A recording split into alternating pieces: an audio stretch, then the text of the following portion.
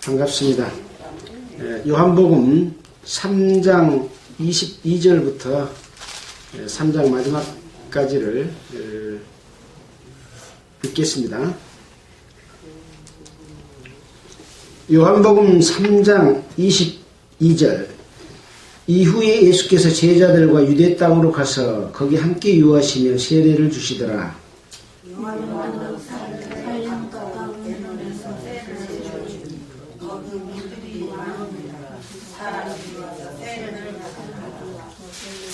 요한이 아직 옥에 갇히지 아니하였더라.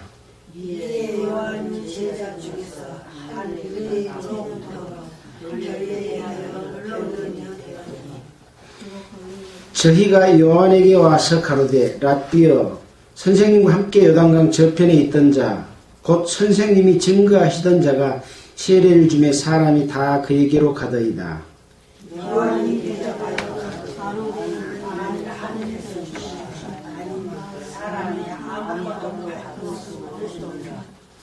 나의 말한 바 나는 그리스도가 아니요 그의 앞에 보내심을 받은 자라고 한 것을 증거할 자는 너희나 신부를 취하는 자는 신랑이나 신랑의 음성을 듣는 신부를 크게 기뻐하나니 나는 이름이 충만하니 그는 흥하여야 하겠고 나는 쉬어야 하리라 하니라. 이로부터 오시는 만물 위에 계시고 땅에서 나시는 땅속에서 하늘로서 오시는 만물 위에 계시는 그가 그 보고 들은 것을 증거하되 그의 증거를 받는 이가 없도다. 그의 증거를 받는 이는 하나님 참되시하여 천는이라. 하나님이 보내시는 이는 하나님의 말씀을 하나니 이는 하나님이 성령을 한량없이 주심이니라.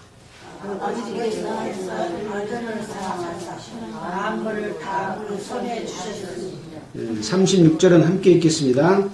아들을 믿는 자는 영생이 있고 아들을 순종치 아니하는 자는 영생을 보지 못하고 도리어 하나님의 진노가 그위에 머물러 있느니라.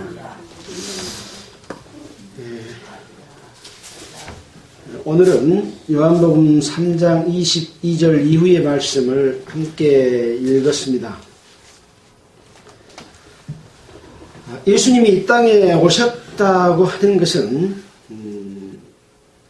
이 사도 요한에 기록된 말씀을 보게 되면 우주 만물을 창조하시기 이전부터 계셨던 하나님, 그가 말씀으로 계셨고 말씀으로 이 땅을 창조했다, 그렇게 이야기를 하고 있습니다.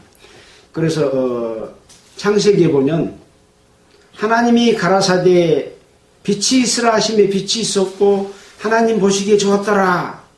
하나님이 가라사대, 그 말은 하나님이 말씀하시되 그 말이죠. 그래서 그 하나님은 말씀으로 계셨다. 이 말씀이 하나님과 함께 계셨으니 곧 이 말씀은 하나님이시다. 그래서 근데 이 말씀이 육신이 되어 세상에 왔다. 또 이렇게 말을 하고 있습니다. 그래서 말씀이 육신이 되어 세상에 왔다고 이렇게 말씀을 하고 이 말씀은 곧 그 안에 생명이 있었고 또 어둠에 비치는 빛이다. 이렇게 말씀을 하셔서 바로 우주 만물을 창조하기 이전부터 계셨던 예수님이 이 땅에 오신 그런 분이시죠. 그래서 그분이 이 땅에 오셔서 증거하는 증거를 사도 요한은 아주 실제 증거하는 내용뿐만 아니라 자기 자신이 예수를 믿는 믿음에 대해서도 함께 증거함으로써 더욱 설득력을 갖게 이렇게 해주고 있습니다. 그래서 예수님께서는 이제 세례 요한에게 세례를 받으시고 성령의 인도하심을 받은 이후에 갈릴리 가나에서 혼인잔치집에서 물로 포도주를 만들으셨죠. 그리고 이제 요한복음 기록은 성전에 올라가셔서 이스라엘 백성들이, 유대 종교 지도자들이 이스라엘 백성들의 죄를 용서하기 위한 제사 준비를 하는 그런 제물을 노끈으로 채찍을 만들어서 염소나 송아지를 내어 쫓고 또 동전 바꾸는 상을 뒤집어 엎으시고 이렇게 해서 여러분들이 드리는 그 제사를 하나님이 받지 않으신다. 구약에 말씀한 대로 차라리 제사를 드리지 않았으면 좋겠다 할 정도로 이스라엘 백성들이 드리는 제사가 하나님의 뜻이 합당치 않는 잘못된 제사를 드리고 있는 것을 말씀을 하시면서 하나님의 전을 사모하는 열심이 오히려 성전을 삼켰다. 그래서 이 성전을 헐라 그러면 내가 3일 만에 일으키리라 라고 이렇게 말씀을 하니까 이 유대인들 특히 종교 지도자들 입장에서는 자기들이 이 성전을 통해서 제사를 드리고 또 이스라엘 백성들은 그 용서함을 받기 위해서 전국 각지에서 모여들어서 이 장사판을 이루고 자기들은 그거를 통해서 먹고 살고 있는데 이것을 뒤집어 엎어버리니까 아주 화가 나가지고 예수님을 죽이려고 하는 그런 마음들을 갖게 된 것이죠. 그러나 예수님께서는 성전된 자기 육체를 가리킴이라. 그래서 성전을 헐라. 그러면 3일 만에 일으키리라. 예수님이 십자가 못 박혀서 돌아가시고 3일 만에 부활하셨잖아요. 그래서 부활하심으로 말미암아 성전이 일으켜진 겁니다. 그 안에는 성령이 계셨고 제물이신 예수님이기 때문에 죄사함을 제사를 다 지내버리고 죄를 없이 하고 땅속에 묻혔기 때문에 이제 부활하신 그 몸은 정말 하나님이 계시는 거룩한 성전이 된 거죠. 지금의 성전은 자기 욕심과 자기 먹고 사는 수단으로 종교의식으로 이렇게 행해졌던 성전의 강도 구려진 성전이 이것을 다 무너뜨리고 모든 잘못된 죄악은 땅속에 다 묻어버리고 죄를 없이 하고 다시 부활한 그 예수님의 몸이 바로 성전인 것을 말씀해 주셨습니다.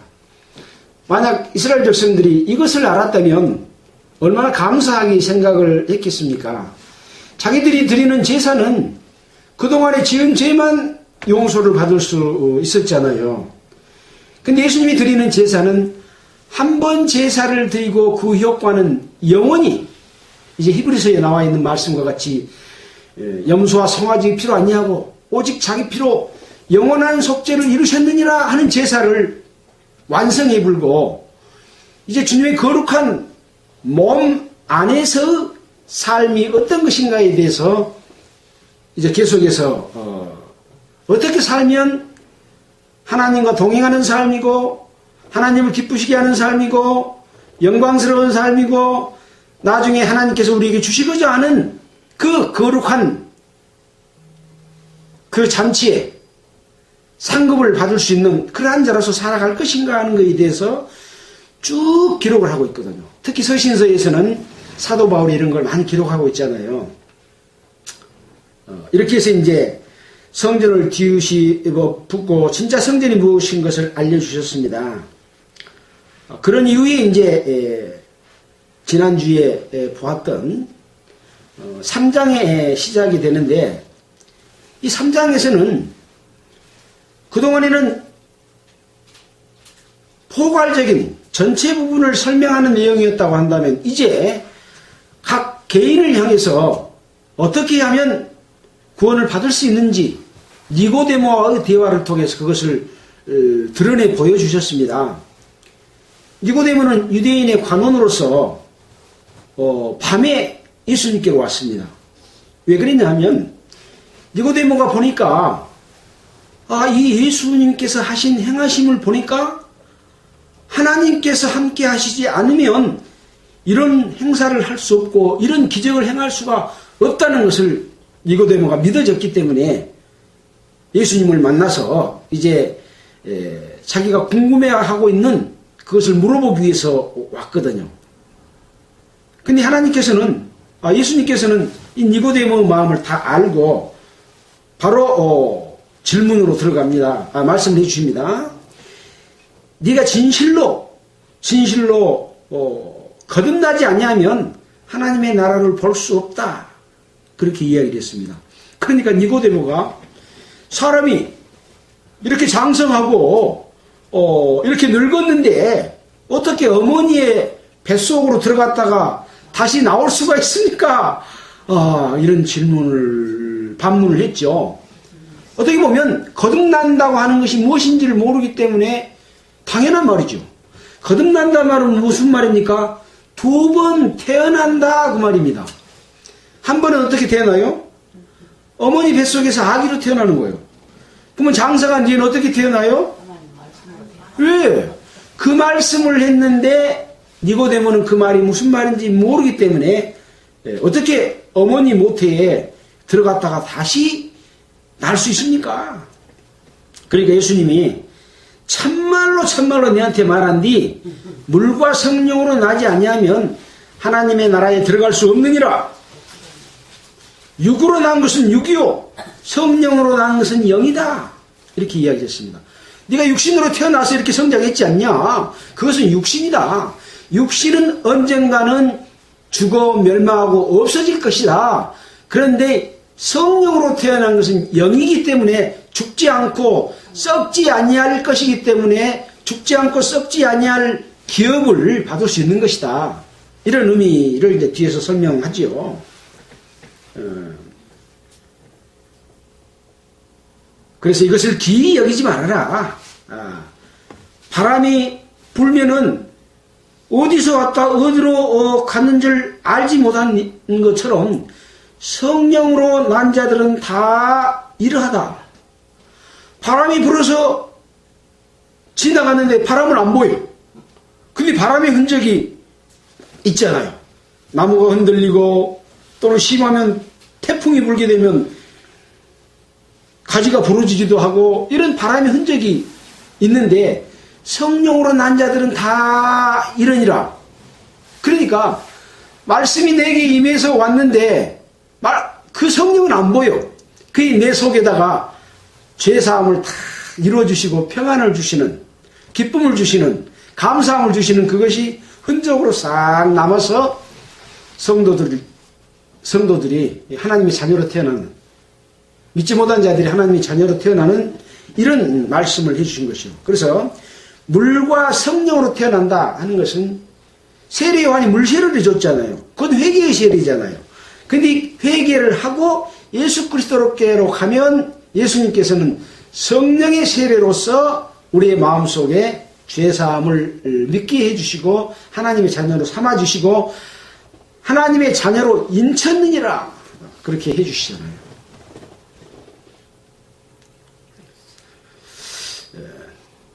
그러면서 예수님께서 모세가 광야에서 뱀을 든 것 같이 인자도 들려야 하리니 이는 저를 믿는 자마다 영생을 얻게 하려 하심이라. 하나님이 세상을 이처럼 사랑하사 독생자를 주었으니 이는 저를 믿는 자마다 멸망치 않고 영생을 얻게 하려 하심이라. 그래서 예수님은 자기 자신이 구약시대에 이스라엘 백성들이 범죄함으로 말미암아 불뱀에 물려가지고 죽게 되어 있으니까 모세를 통해서 불뱀의 모양을 롯뱀으로 만들어서 장대에 달아놓으니까 그것을 쳐다본 자는 다 살더라. 그런 것처럼 예수님도 장대에 들려야 된다. 그 말은 십자가에 못 박혀있게 되면 그 예수를 믿는 자들은 다 다 영생을 얻게 하려 합니다. 누구에게? 저를 믿는 자마다. 믿는 자마다. 그러면 믿지 않는 자는 해당이 안 되는 거죠. 그래서 이 믿는다고 하는 것이 무엇이냐 라고 하는 것은 그동안에 우리가 수없이 배워왔잖아요. 어떤 사람이 믿을 수 있는가? 바로 앞에서 세례 요한이 주는 회개의 세례. 이 세상에 내가 태어나서 내 마음대로 살던 이 모든 것들이 하나님을 모르고 살았던 그 모든 것이 죄악이다 하는 것을 깨닫고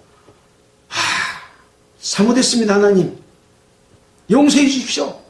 앞으로는 하나님의 뜻대로 살기를 원하니 저의 죄를 용서해 주십시오 라는 마음으로 나오면 그 죄를 용서해 주시는 그 용서를 통해서 하나님의 자녀가 태어나도록 이렇게 믿는 것을 주시는 거죠.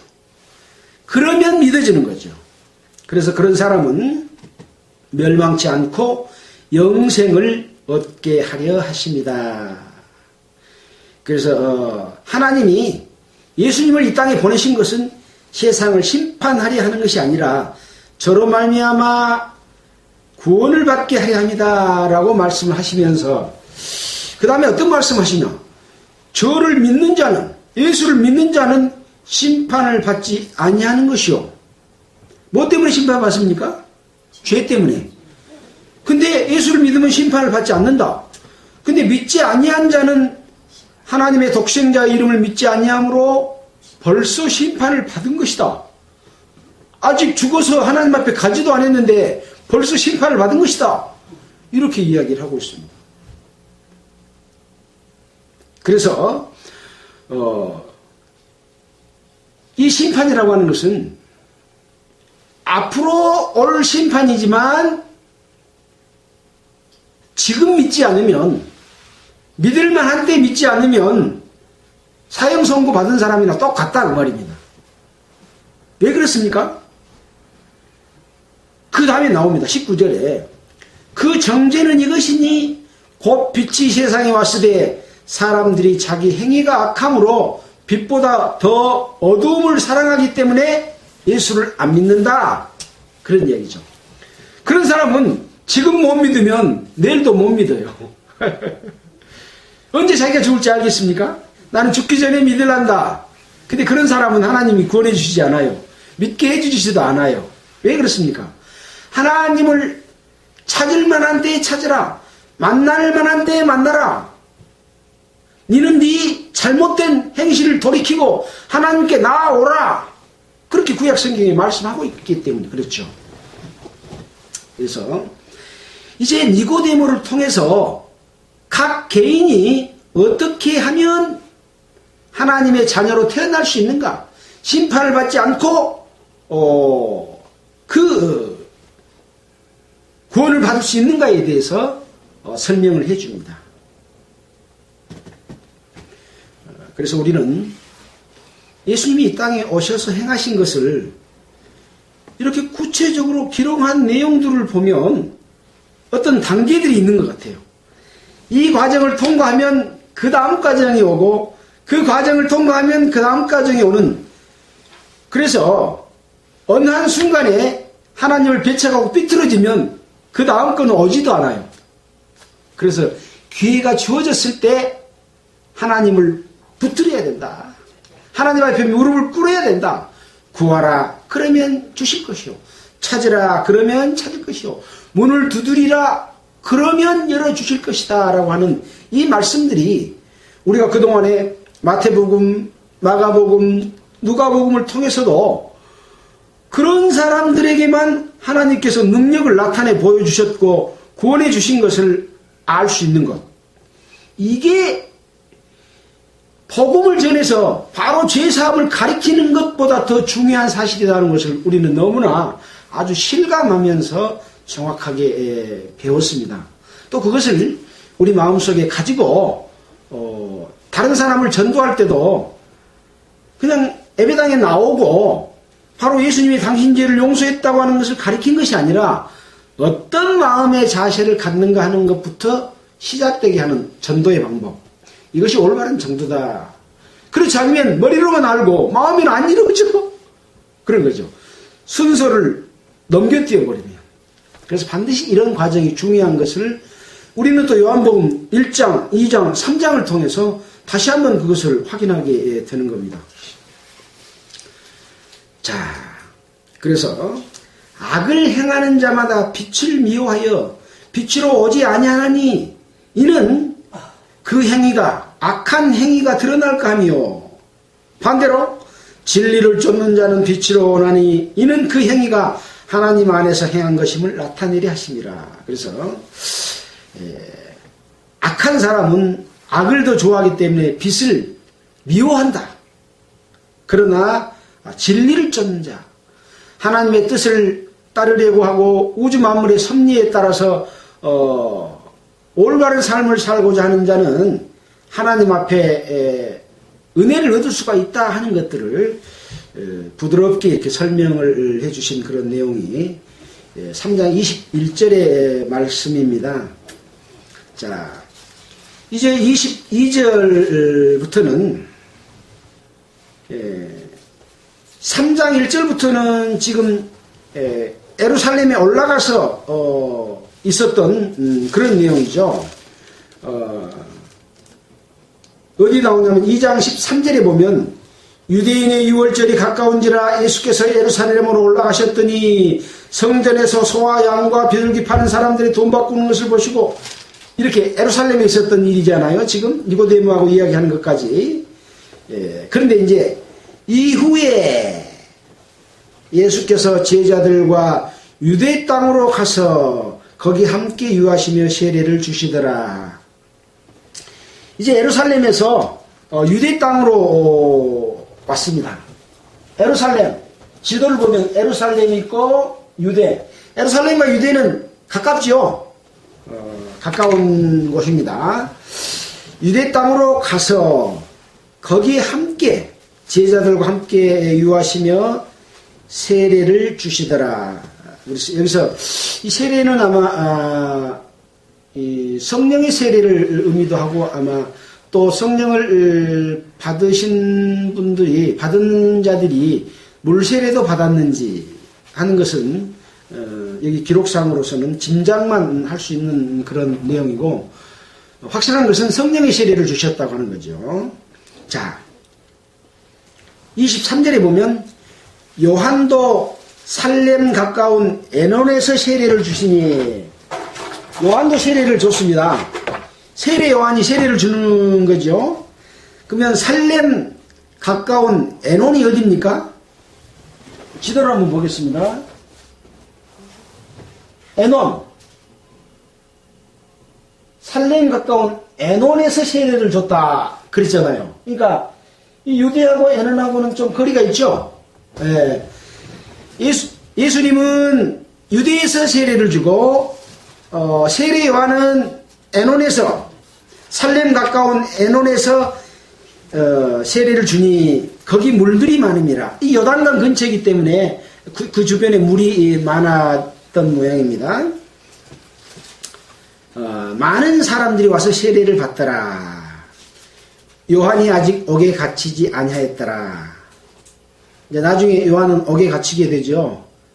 헤롯 왕이 잘못한 내용들을 지적함으로 말하면 옥에 갇히게 된 일이 있는데, 여기서는 아직 그때가 아직 안 됐다라고 하는 거죠. 아직 안 갇혔다 그런 얘기죠.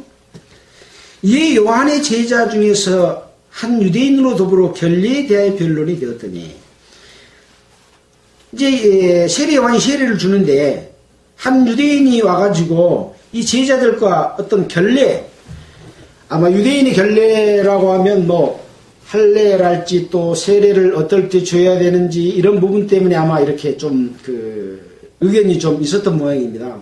또 그리고 니도 세례를, 요한의 세례 요한도 세례를 주고 예수님도 세례를 주는지 도대체 뭐가 뭐냐, 이런 것들을 또 물어봤을 수도 있겠죠. 그런 어떤 그 결례에 대해서 서로 변론이 되었더니, 저희가 이렇게 요한의 제자가 요한에게 와서 선생님과 함께 요단강 저편에 있던 자 곧 선생님이 증거하시던 자가 세례를 주매 사람이 다 그에게로 가더이다. 이 요한의 제자들은 세례 요한이 예수님의 세례 준 것을 알아요. 또 세례 요한이 예수님을 증거한 것도 알아요. 보라, 세상 죄를 지고 가는 하나님의 어린 양이라도 증거를 했잖아요. 그 증거한 것을 아는데 이 예수님도 지금 유대 땅에서 지금 세례를 주고 있는데 사람들이 다 예수님한테로 가봅니다. 그러니까 어떤 자기 제자보다 예수님한테로 더 많이 가보니까 약간 어떤 질투심이랄까? 또 방금 또 유대인들이 어떤 결례에 대해서 서로 변론이 있었기 때문에 우리 선생님하고 이런 마음이 좀 있었겠죠. 짐작컨대. 자, 그러니까 이제 세례 요한이 뭐라고 말하느냐. 27절입니다. 요한이 대답하여 가로되 만일 하늘에서 주신 바 아니면 사람이 아무것도 받을 수 없느니라. 나의 말한 바 나는 그리스도가 아니요 그의 앞에 보내심을 받은 자라고 한 것을 증거할 자는 바로 너희들이다. 그리고 제자들한테 이렇게 오히려 질투심 갖지 말고 오히려 지금 아까 유대인들은 누가 그리스도인고 하고 생각을 한 거예요. 그러니까 이 세례 요한이 나는 그리스도가 아니다. 오히려 그의 앞에 보내심을 받은 자라고 나는 광야에서 외치는 자의 소리다. 주의 길을 평탄케 하라고 먼저 보내심을 받은 자가 그런 이야기죠. 그런 사람이라고 증거할 것은 바로 너희들이다. 그런데 나하고 그리스도하고 견주어서 지금 약간 그 불만스러운 그런 태도로 세례받을 사람이 다 예수에게로 가버린다 라고 하는 말을 하느냐? 이런 질책의 의미가 들어있지 않습니까? 그런 내용이죠. 그러면서 아주 의미 있는 말씀하십니다. 29절에 신부를 취하는 자는 신랑이나 서서 신랑의 음성을 듣는 친구가 기뻐하나니 나는 이러한 기쁨이 충만하였노라. 좀 이상한 말씀이죠. 신부를 취하는 자는 신랑이다. 그러나 서서 신랑의 음성을 듣는 친구가 기뻐한다. 그럼 세례 요한은 신부요, 신부가 아니요? 신부가 아니죠. 그러면 예수님은 누구라느요? 신부를 취하는 자는 신랑이다. 신부가 될 사람은 누굽니까? 교회잖아요. 하나님의 백성들은 신부입니다. 신부. 우리가 열처녀 비유에서도 신부 10명이 열처녀가 신랑이 올 것을 기다리고 있는데 5처녀는 등과 기름을 준비했고 5처녀는 예비하는 예비 기름을 준비 못해가지고 신랑을 못 맞았잖아요. 그런 것처럼 예수님은 신랑이에요. 신부를 맞이할 사람은 누구예요? 아니, 우리요, 우리. 예수 그리스도께서 주신 그 은혜를 입은 성령으로 말미암아 아까 니고데모에게 말했던 거듭남을 받는 사람들이죠. 그래서 우리 거듭난 사람들은 주님의 거룩한 몸이고 그 몸의 지체로 속해 있는 하나님의 신부가 될 사람들입니다. 예수 그리스도가 머리가 되고, 자, 그래서 신부를 취하는 자는 신랑이나 서서 신랑의 음성을 듣는 친구가 기뻐한다. 신랑은 누구요? 예수님이요. 하나님이시고. 그래서 예수님과 하나님은 하나니라. 예수님은 신부의 몸이 되는 거예요. 그래서 같은 신부가 돼 또. 하나님과 결혼할 때는. 그래서 이제 왜 하나님이 됐다가 갑자기 아들이 되고 또 신부가 되고 또 머리가 되고 이런 내용이 있지만 이런 부분들은 이제 성령이 오시게 되면 우리가 그런 것들이 무슨 내용인지에 대해서 이해를 할 수 있는 그런 내용입니다. 그러나 이것을 세상적인 머리로 생각하면 무슨 말인지 도대체 이해가 안 되는 거죠. 자, 그래서 이 부분을 가지고 그렇다면 왜 세례 요한은 나는 신랑의 친부다라고 했고 나는 신부가 아니라 신랑의 음성만 듣고 기뻐하는 친구다라고 했을까? 라는 이 내용 가지고 세례 요한은 마지막 선지자잖아요. 선지자 중에 제일 마지막 선지자입니다. 또 구약의 율법의 대표다. 그렇게 봅니다. 그래서 신부라고 하는 것은 이 구약의 증거를 통해서 예수님을 기다리고 예수님이 오셔서 이루어진 사실에 대해서 깨닫고 하나님의 자녀가 되는 이런 그 교회, 주님의 몸된 교회를 신부라고 말합니다. 그러나 유대인이고 또 선지자 중에 한 사람인 이 세례 요한은 자기 자신을 친구라고 말을 하면서 그는 예수님은 흥하여야 하겠고 나는 쉬어야 하리라 라는 말씀을 하셨죠. 이제 그 다음에 나와 있는 이제 31절로부터 36절까지의 내용은 하나님께로부터 오는 위로부터 오는 그 예수님에 대해서 다시 한번 강조하는 그런 내용입니다. 이 말이 세례 요한의 말인지 사도 요한의 말인지는 다시 한번 더 생각해 볼 부분이라고 생각이 됩니다. 왜 그러냐면 그는 흥하여야겠고 나는 쉬어야 하리라 하니라 라고 하니라 그런 말은 누구의 지금 기록입니까? 사도 요한의 기록이죠. 이 요한복음 사도 요한이 기록했으니까. 세례 요한이 이렇게 말하더라 그 말이에요. 쉬어야 하리라 하니라 그렇게 말했죠. 그 다음에 그러면서 위로부터 오시는 이는 만물 위에 계시고 땅에서 난 이는 땅에 속하여 땅에 속한 것을 말하느니라. 이것은 세례 요한의 말이 아니라 사도 요한의 말일 수도 있겠다라고 하는 생각이 드는 거죠. 우리가 이 부분은 누구의 말이다 하기 전에 우리가 좀 더 생각해 보도록 하겠습니다.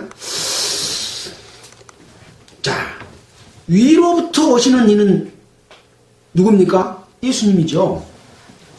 이것은 요한복음 1장에서 처음에 시작할 때 태초에 말씀이 계시니라 이 말씀이 하나님과 함께 계셨으니 이 말씀은 곧 하나님인데 그가 태초에 하나님과 함께 계셨고 만물이 그로 말미암아 지은 바 되었고 그가 없이 된 것이 하나도 없었다. 그 안에 생명이 있었으니 생명은 사람들이 비치고 빛이 어둠에 비치되 깨닫지 못하였다. 9절에 보면 참빛고 세상에 와서 각 사람에게 비치는 빛이 있었나니 그가 세상에 계셨으며 세상은 그로 말미암아 지은 바 되었을 때 세상이 그를 알지 못하였고 자기 땅에 오매 자기 백성이 영접지 아니하였으나 영접하는 자 곧 그 이름을 믿는 자들에게는 하나님의 자녀가 되는 권세를 주었으니 이는 혈통으로나 육정으로나 사람의 뜻으로 나지 아니하고 하나님께로서 난 자들이니라 라고 말한 그 예수님이죠. 바로 위로부터 오시는 이는 예수님인데 요한복음 1장에 가서 보니까 그 예수님은 하나님이요. 그렇잖아요. 하나님이 인간을 구원하시기 위해서 인간의 몸을 입고 오셨는데 남녀와 관계 속에서 낳게 되면 아담이 범죄한 범죄의 혈통으로서 똑같은 범죄를 할 수 있기 때문에 아담의 혈통으로 오지 않고 하나님께서 직접 마리아의 태만 빌려서 성령으로 잉태한 그런 분이기 때문에 죄가 없는 분이다라고 하는 것을 또 다른 성경에서 알 수가 있죠. 바로 그 위로부터 오시는 이는 만물 위에 계시고 땅에서 난 이는 땅에 속하여 땅에 속한 것을 말하느니라. 그래서 위로부터 오시는 것과 땅에 속한 것과는 다르다 하는 것을 말하죠. 자, 우리는 이 땅에서 삶을 살아갑니다. 땅에서 우리 몸이 살잖아요. 근데 어떤 사람은 하늘의 뜻을 생각하면서 하늘로부터 오는 지혜와 지식과 진리에 따라서 사는 사람이 있어요.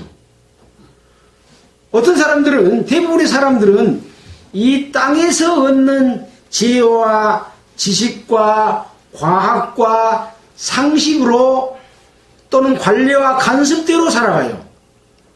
하나님하고는 관계없이 살아가요. 세상적으로는 지혜롭고 세상적으로는 지식이 많고 또 세상적으로는 모범된 삶을 살지만 위로부터 내려온 것이 아니다. 세상 것은 세상 것이다. 땅에서 난 이는 땅에 속하여 땅에 속한 것을 말한다. 그 말입니다.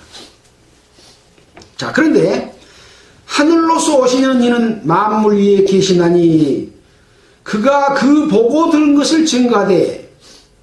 어디서 보고 들은 거요? 하늘에서 보고 들은 것. 왜 그래요? 하나님과 예수님은 함께 계셨고 성령도 함께 계셔서 우주 만물을 창조했고 진리를 만들었고 법칙을 만들었고 했기 때문에 모든 것을 보고 함께 듣고 함께 일했던 그런 분인 거예요. 그래서 하늘로서 오시는 이는 예수님은 만물 위에 계셨나니 그가 그 보고 들은 것을 증거하되 그 증거를 받는 이가 없도다. 왜 못 받습니까? 땅의 사람들은 땅의 걸로 판단하고 하늘의 것을 판단할 능력이 없는 거예요. 없는 거예요.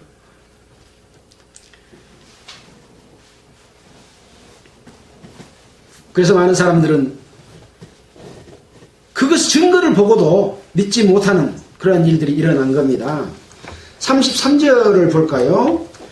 그의 증거를 받는 이는 하나님을 참되시다 하여 인쳤느니라. 아까 그랬잖아요. 어떤 사람에게 이야기했습니까? 니고데모에게 이야기했어요. 니고데모는 유대인의 관원이잖아요. 유대인의 관원들은 대부분 예수님을 배척했어요. 왜? 예수님이 성전에 와서 성전을 뒤집어 엎어버렸거든.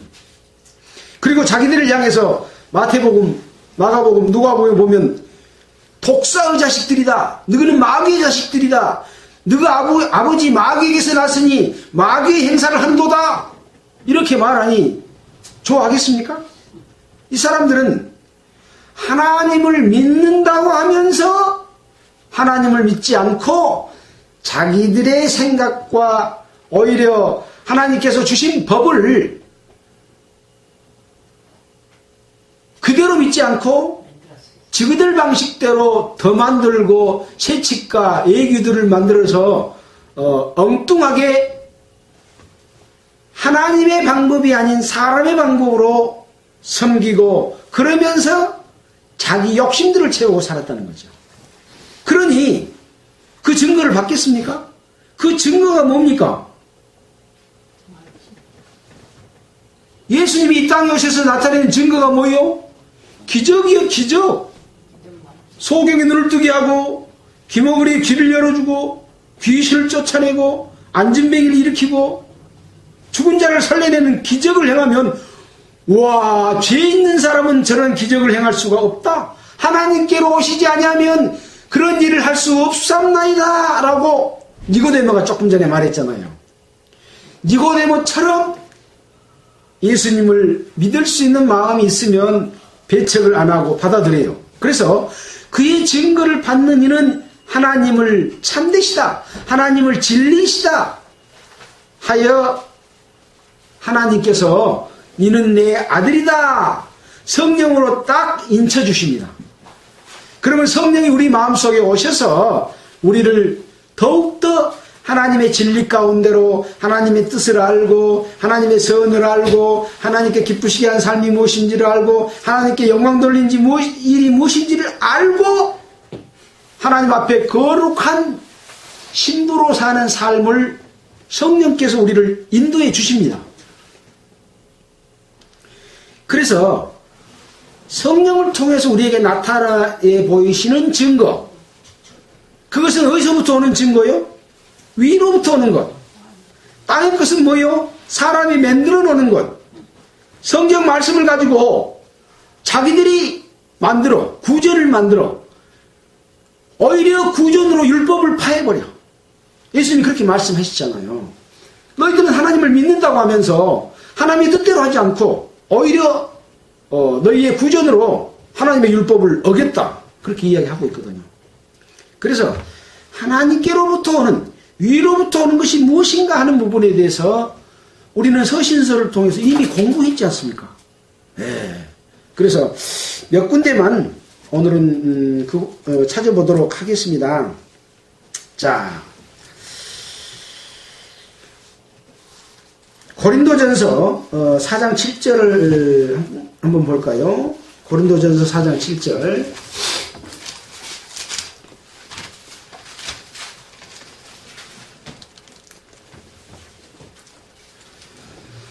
자, 고린도전서 4장 7절에는 이런 말씀이 있습니다. 누가 너를 구별하였느뇨? 네게 있는 것 중에 받지 않은 것이 무엇이뇨? 네가 받았은지 어찌하여 받지 아니한 것 같이 자랑하느뇨? 너희가 이미 배부르며 이미 부유하며 우리 없이 왕노릇하였도다. 우리가 너희와 함께 왕노릇하기 위하여 참으로 너희의 왕노릇하기를 원하노라. 내가 생각컨대 하나님이 사도인 우리를 죽이기로 작정한 자같이 미말에 두셨으니 스매 우리는 세계 곧 천사와 사람에게 구경거리가 되었노라 라고 말씀하시면서 우리는 그리스도의 영광으로 미련하되 너희는 그리스도 안에서 지혜롭고 우리는 약하되 너희는 강하고 너희는 존귀하되 우리는 비천하고 이 시간까지 줄이고 목마르고 헐벗고 메맞고 정처가 없고 수고하고 손으로 일을 하며 후욕을 당한 즉 축복하고 핍박을 당한 즉 참고 비방을 당한 즉 권면하고 우리가 지금까지 세상의 더러운 것과 만물에 찢기까지 되었다. 이렇게 사도 바울은 말하고 있습니다. 그래서 위로부터 오는 것을 받지 않는 자가 누구냐? 그럼에도 불구하고 너희들은 하나님을 공경하지 않고 아무것도 받지 않고 너희 스스로인 것처럼 자랑하고 뽐내고 하나님을 무시하고 그렇게 하면서 백성들을 다스리면서 너희가 이미 배부르고 이미 부유하고 왕노릇하고 있지 않냐? 그러나 하나님께로부터 오는 진리를 따른 우리는 이렇게 핍박과 고난을 받고 헐벗고 굶주리고 이것이 바로 위로부터 오는 사람들의 삶이다 라고 하는 것을 지금 증거하고 있는 그런 내용이죠. 그러니까 위로부터 가르쳐서 사는 삶은 이 땅에서는 부귀 영화를 누리는, 권력을 누리는 그런 삶이 아니라 오히려 그리스도의 남은 고난을 우리 몸에 채우는 그런 삶이죠. 심지어 사도 바울은 내가 그리스도인들을 위해서 재물이 되더라도 나는 그것을 즐겨하겠다라고 말했던 그런 말씀 있잖아요. 자, 또 히브리서 5장 4절에 보면은 이 존귀는 아무나 스스로 취하지 못하고 오직 아론과 같이 하나님의 부르심을 입은 자라야 할 것이니라. 이 존귀는 무슨 존귀냐? 대제사장의 직분을 주는 존귀는 아무나 사람이 만드는 것이 아니라 하나님께서 부르심을 입은 아론과 같이 이렇게 부르심을 입은 자들만이 할 수 있는 것이다. 위로부터 내려와야 된다 이 말이죠. 대제사장의 직분도 그런 것처럼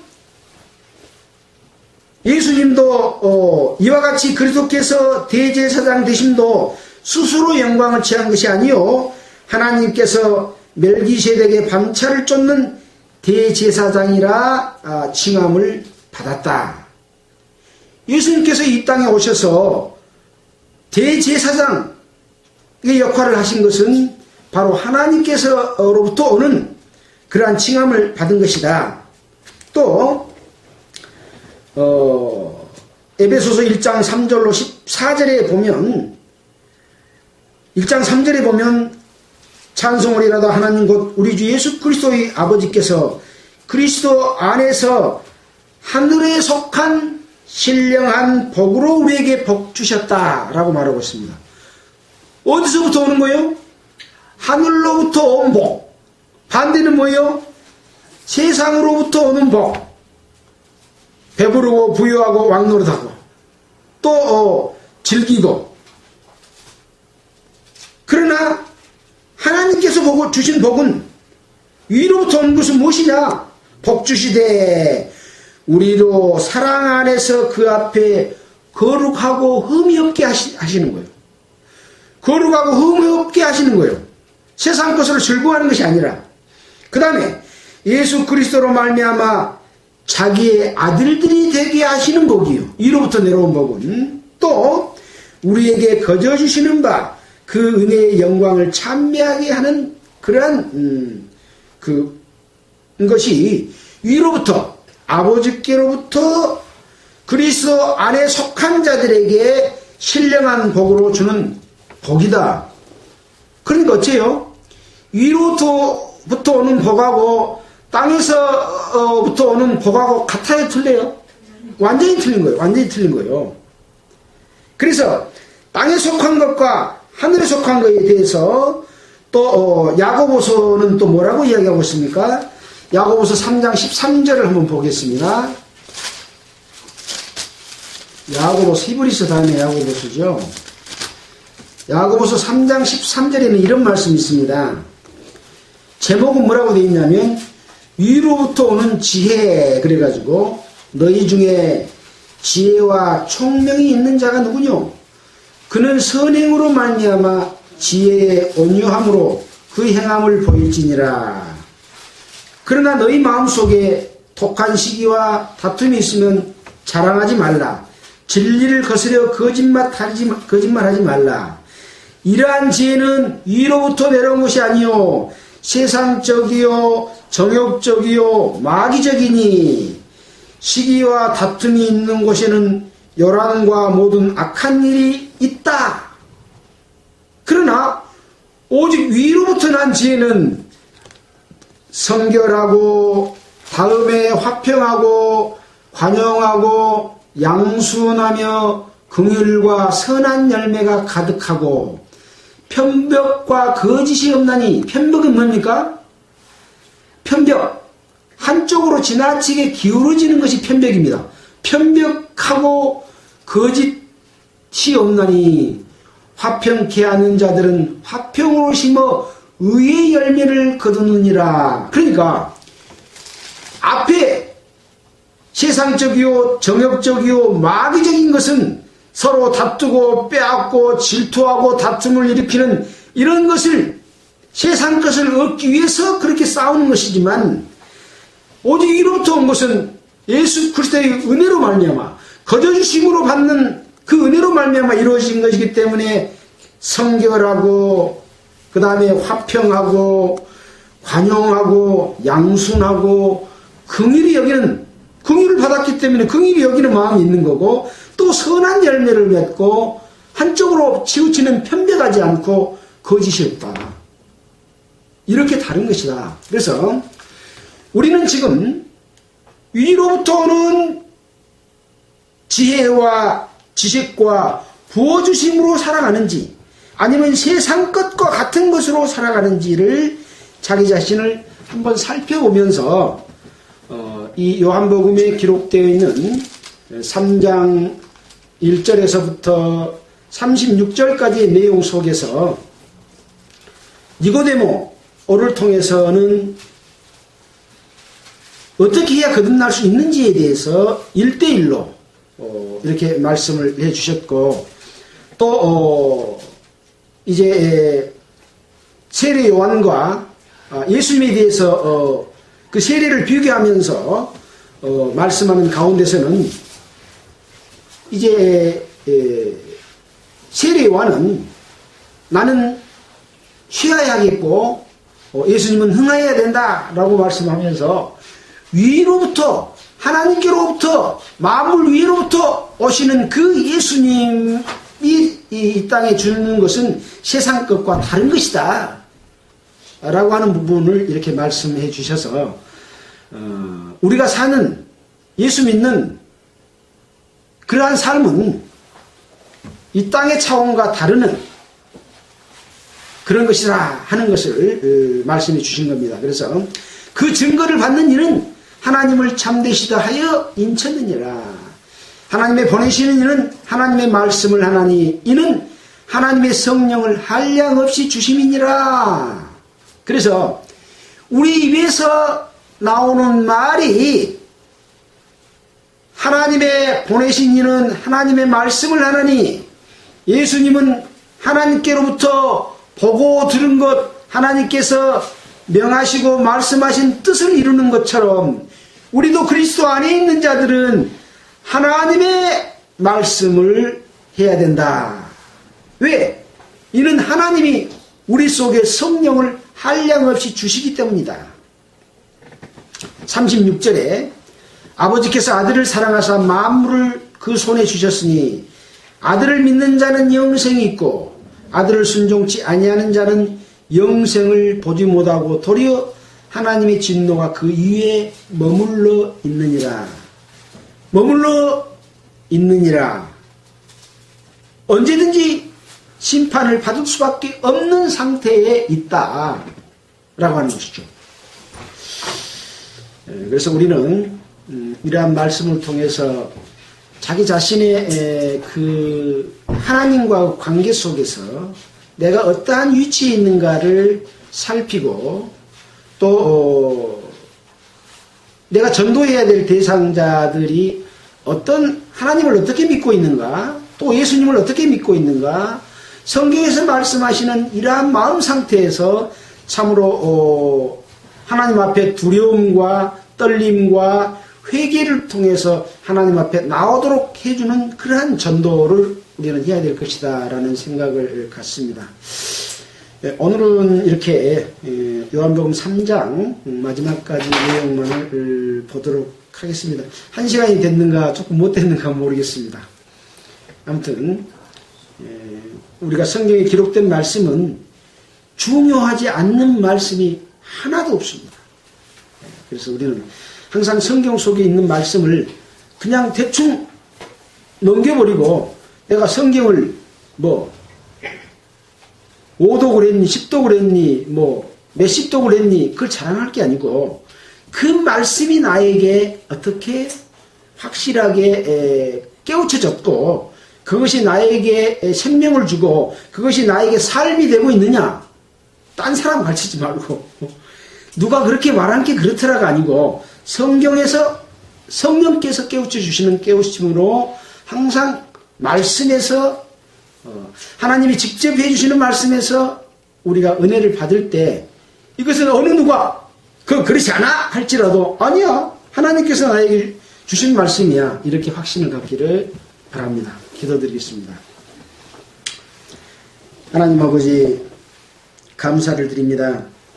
오늘 또한 요한복음에 기록된 말씀을 통해서 니고데모와 세례 요한과의 그 대화 또 행하는 내용들을 통해서 결국은 예수 그리스도를 증거하고 있고 예수 그리스도를 통해서 우리가 어떻게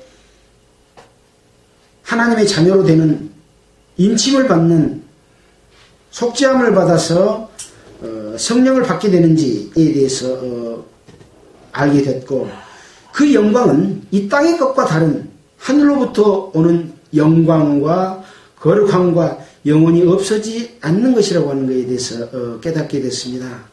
이 말씀이 우리에게 양식이 되고 힘이 돼서 능히 세상의 유혹을 이길 수 있도록 힘으로 되도록 주님께서 우리 가운데 역사해 주시기를 간절히 바라고 원하면서 우리를 보내주신 예수 그리스도 이름으로 기도했습니다. 아멘. 찬송가는 319장 하겠습니다.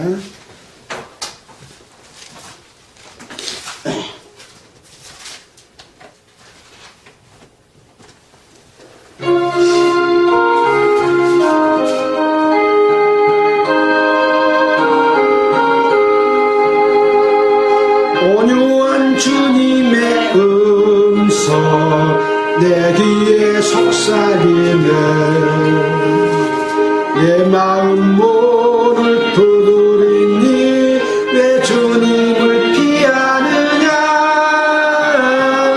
피하지 말라 피하지 말라.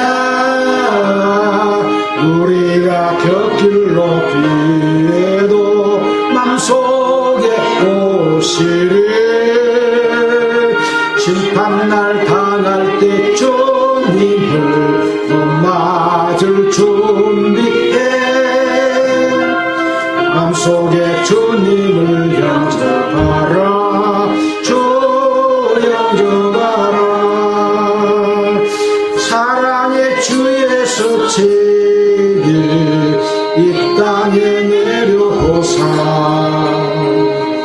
문 밖에 서서 두드리니 참 놀라운 사랑이라. 피하지 말라 피하지 말라. 우리가 곁길로 피해도 맘속에 오시리.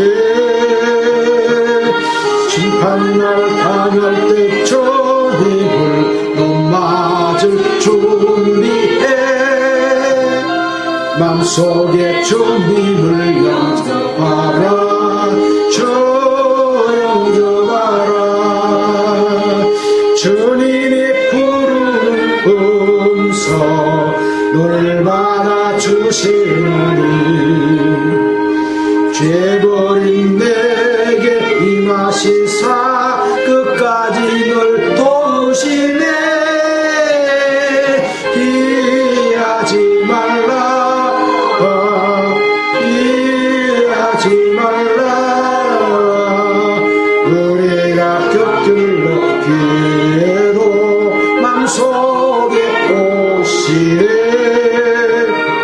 심판날 당할 때 주님을 너 맞을 준비해. 맘속에 주님을 영접하라. 주 영접하라. 주님의 은혜를 받고 예수님 영접하라. 마음 문 활짝 열어놓고 너 주님을 영접하라. 피하지 말라 피하지 말라. 우리가 곁길로 피해도 맘속에 오시리. 심판날 당할 때 주님을 너 맞을 준비해. 맘속에 주님을 영접하라. 주 영접하라. 주 영접하라. 마치겠습니다.